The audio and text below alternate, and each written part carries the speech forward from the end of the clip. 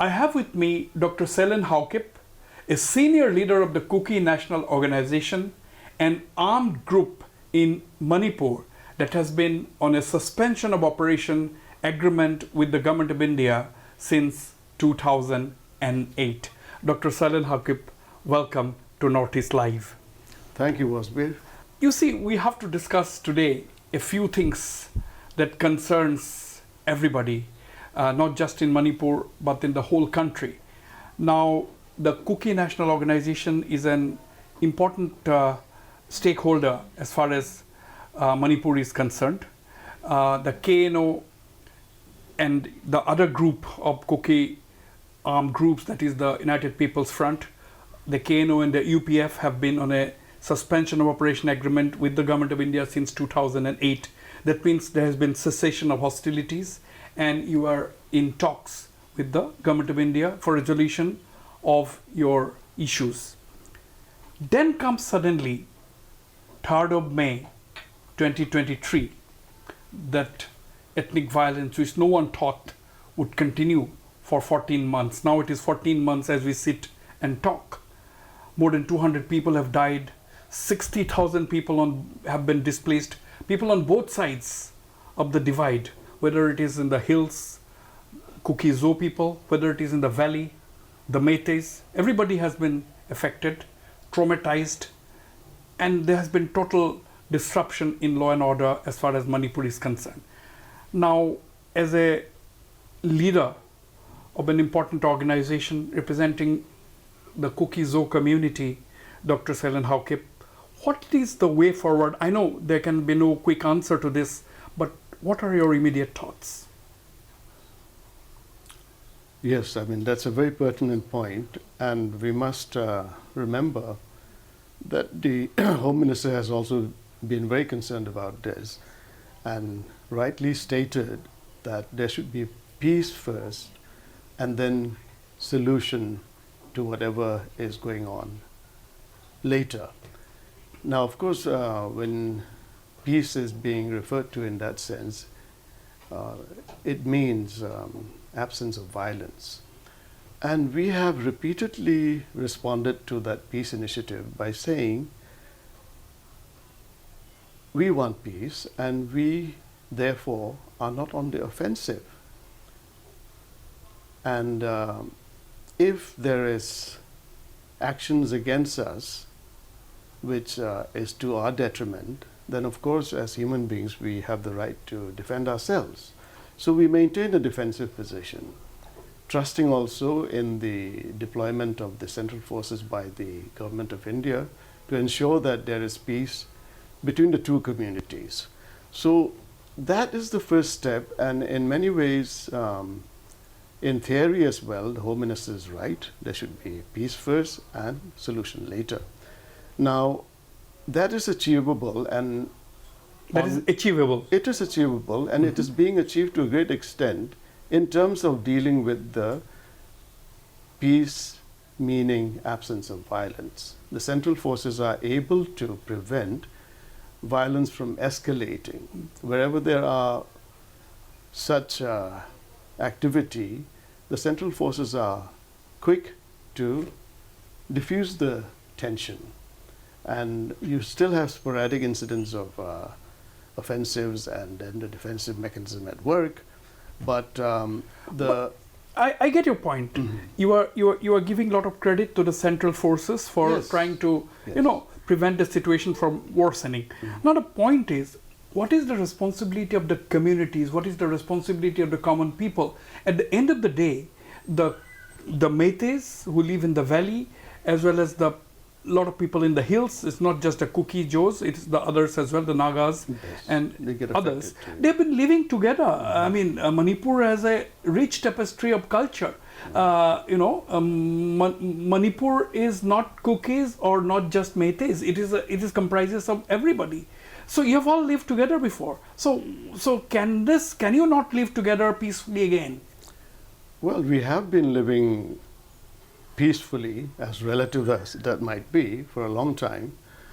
There have been grievances from the tribal people about Yes. representations in the Legislative Assembly and all that. But all that time, from 1972 when Manipur gained independence till year last, those gripes were there. And in any democracy, there are always protests about this or that. But they have always been dealt with politically, meaning there was no violence involved. The unique thing about last year and how things have changed is because from the political way of resolving issues that was going on for so many years, for the last 50 years, last year matters went out of hand and it became physical. Violence dominated the scene. Yeah. So now that aspect the government of India is trying to deal with by initially bringing in central forces. That is the right thing to do. But from there, how do we go forward? It has to be political. It can only be resolved politically. And here, there are different aspirations. For our side, if I may speak of ours only at the moment, we are seeking a solution that will prevent something that is going on now that sparked off on May 3rd from ever happening again. And the only way we can see that security being established is if we are given constitutional safeguards. And it is also within our rights as citizens of the country to ask for that protection. I don't think we need to be apologetic about that. Yeah, let me clarify it. The cookies, that means you are demanding a separate administration, whatever that means. Right. Now, the Métis point of view is that they are against division of Manipur. They said Manipur needs to stay united. But see, there's that. What is the problem in staying united? Okay, there has been two communities have been at war, if I may use the word. It's a harsh word. They have been clashing. Now, can the two communities not talk to each other directly to try and resolve the differences? You can only talk. Do you think that stage is over? I mean, resolve. See, again, you just stated that the Valley people want A united Manipur. a united Manipur, and that's their way of seeing a solution. But for us, that platform was already compromised by events that started on 3rd of May in the Valley, where we were and are the victims. Now, The other side is saying that the Métis are saying that they are the victims. How are they the victims? On the 3rd of May and the following days, who were the ones that were ousted from Imphal Valley? And of course, the retaliation of that took place in Churachandpur and Moreh. But look at the manner in which the events, developed. In Manipur, our houses were burned, killed, looted, women raped. And when we tried to escape, we were prevented from trying to escape. Whereas in Churachandpur and Moreh, our people were leading the Métis community to be taken away to Imphal in a safe manner. You see the total opposites of the way things develop. Yeah. Now, that So is who is the that is the victim? past. That is the past. Now what? Now, as far as the divisions are concerned, population transfers have taken place, and if we are seeking a solution that will keep us safe from such a thing ever happening again, our way of expressing that solution is in the form of separate administration. And that, of course, in the context of the Government of India's or the Constitution of India, there are only two options. We need not go into that, it's already known. So the point now is, the division is, we are not asking for division now. The division has taken place. One group has the government and the other has nothing. As citizens of India, we also want to have the same rights. And therein lies a solution for us. But you are saying, you are making a big statement. You are saying one group has the government, other has nothing. It is a but fact. but we have the government of India. The government of You have India, been talking to the government of India. You have been talking to the government of India as recently as in the month of February, when the SOO agreement had expired, and the government of India had invited you to talks for renewal of the SOO, and a lot of things happened thereafter. We know that. The government of Manipur said that SOO is not necessary, so they, if I may use the word, abrogated the assembly, took a resolution, etc. But as far as the government of India is concerned, we have not heard anything. So, but you are in touch with the government of India in any case. yes, we were invited for the SO extension to a meeting in Delhi, and we complied, we went. But on the day of the meeting, the state government did not send its representative. And there itself is the indication that we are in favor of a solution in the proper manner. SO means, actually, it concerns only ground rules. There's nothing directly political about it. The political aspect takes place in a different segment where the center's representative talks with us. SO is dealt with by the Joint Secretary Northeast, or the additional secretary at the moment. Yeah. So that's a technical matter. Technical 6 months, 1 year, and it concerns behavior of the security forces and the cadres, that there should be no shooting and killing of one another. That is there. And for that, there are periodic extensions, but the main focus is the talks. Talks. So the two are linked, no doubt, but at the same time, SO is there so that talks, peaceful talks can continue. Now, why does the state government want to abrogate SO? It looks like they don't want there to be peace and no solution. Now, coming to the solution of this ethnic violence, you see, it's still going on. The violence is not ended. Look at what is happening in Jiribam is the focus of the center of attention now. Let's not go into that. The Chief Minister of Manipur, Mr. N. Biren Singh, is saying that talks are going on at various levels. He has said it in an interview. Now, in response to that, the Kuki INPI has come up with a written statement. Kuki INPI, the apex body of the Kukizos, they've come up with a written statement saying that they are not aware of any talks. Now, can you enlighten us?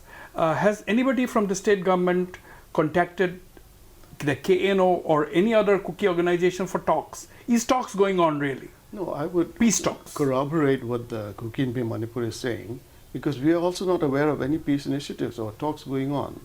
We are KNO, we are part of the ongoing dialogue, and apart from the peace initiative that the Home Minister has been working on since in the previous dispensation as well, and that initiative has been sort of continued when he had that high-level security meeting in Delhi.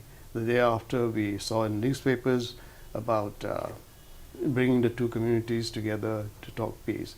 That initiative has not, been abandoned. It continues.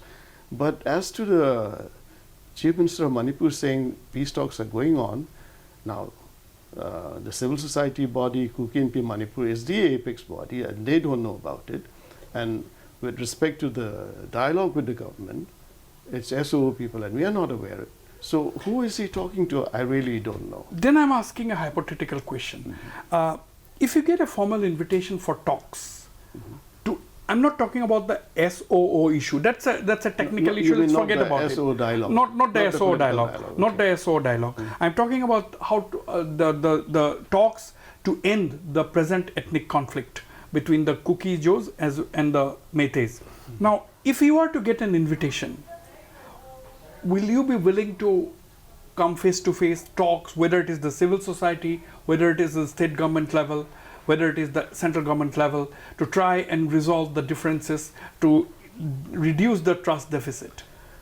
The idea of arriving at a peaceful solution to the ongoing conflict through what you mentioned about expressing willingness to participate in such an initiative is fine. But let's discuss the technicalities of it. who is going to talk to who? SOO is an armed group.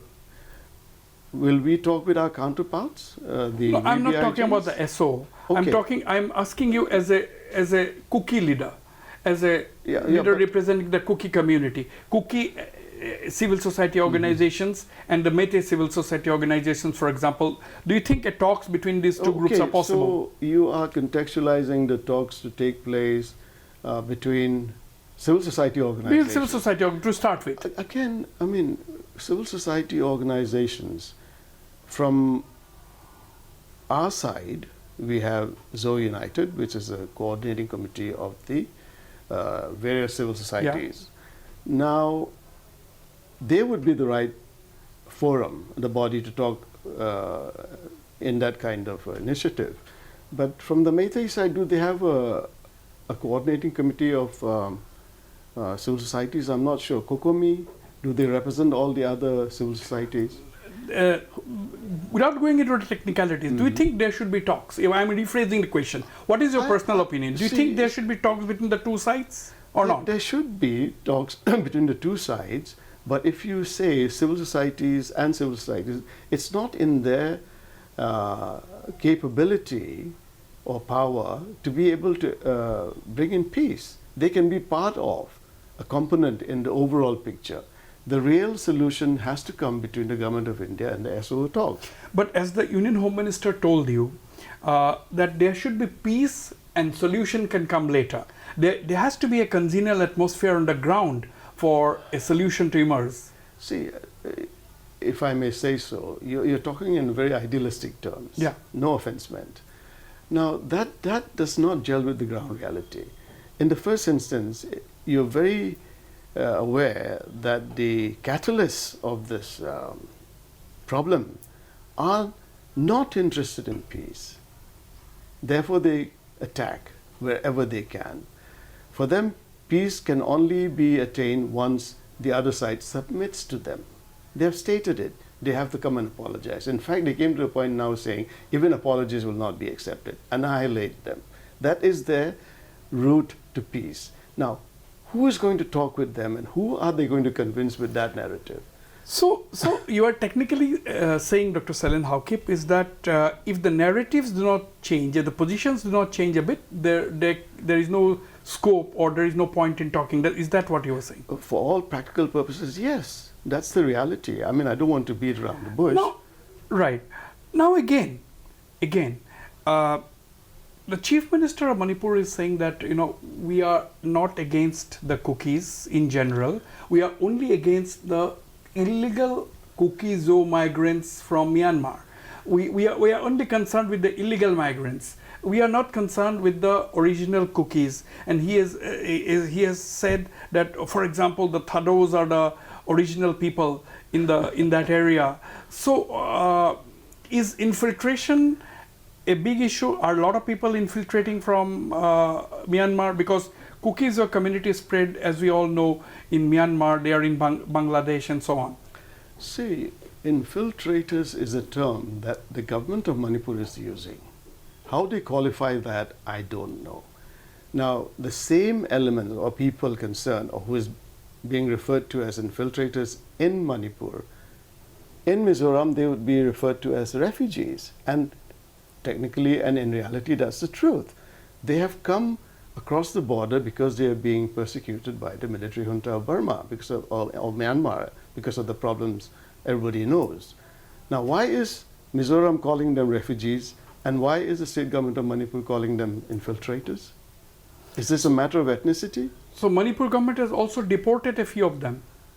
Well, I don't have the figures. Who has been deported, who has not been. The point is, everybody knows that across the border, the same ethnic entities, who were separated by the colonialists are there. Yes. And there was a free movement regime to facilitate, good relations and trade in barter sense or whatever, and things were not a problem at all. Now, the idea of infiltrators came after 3rd of May, essentially, to label us as, people who are not legitimate in Manipur, and that we are the ones who is causing the problems. And these are labels being attached which I have no, substance possible. Right. In Now, my opinion. again, Dr. Haokip, people in the Imphal Valley are saying that several new villages have sprung up, in and around the Kuki-dominated areas. Let me. I know what you're saying. See, Kukis have customarily, through years, always created new villages, and that's in the system of our society. The land is owned by the chief, and the chief is always, it's hereditary, it's the eldest. Yeah. What the eldest does is, when the younger brothers have come to age and they have married, etc., they, in our dialect, we call them inchon. Literally translated, means moving them from the main house to another house. And in this situation, within the domain of the chief and his land, he then relocates his brother maybe a couple of kilometers away from the main house, and that grows into a village. And Kuki villages are 20, 30 houses at the most. And so you have multiple chiefs, and they have this happening within their families. So there seems to be a spurt of, growth, which has been going on through generations. And now one number quoted was there are 900 villages in this span of time. 900 villages, compare that to a Naga village. A Naga village will have at least 700, 800, 1,000 houses. Kuki villages have 20 houses. So you see, yeah, the picture is quite clear. Yeah. Now, but that is being used to stick the label of infiltrators, that people are coming across the border and setting up new villages. Now, the border town, Moray, there are government institutions. IB has SIBs there. They have information. There's intel input everywhere. All these years, nothing happened, and now after 3rd of May with the problems, and then all these labels come up. Now, any Tom, Dick, and Harry can figure out what is going on.